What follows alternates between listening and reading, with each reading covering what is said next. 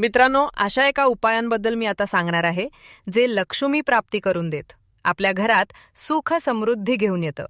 कोणते ते रूप सांगते, ऐका. वास्तुशास्त्रानुसार गोकर्णाच्या रोप घरामध्ये योग्य दिशेला लावल्यास देवी लक्ष्मीचे आगमन होतं. तसंच भगवान विष्णू, शनिदेव आणि भगवान शिवशंकर यांनाही कोकणची फुलं आवडतात. गोकर्णाचे रोप घरात ठेवल्यास घरातील प्रत्येक सदस्याला सुख, शांती आणि ऐश्वर्याचा लाभ होतो.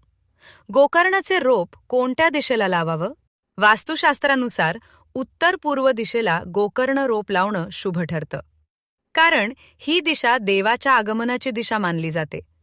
देवतांना आकृष्ट करण्यासाठी या दिशेला गोकर्णचे रोप अवश्य लावावं.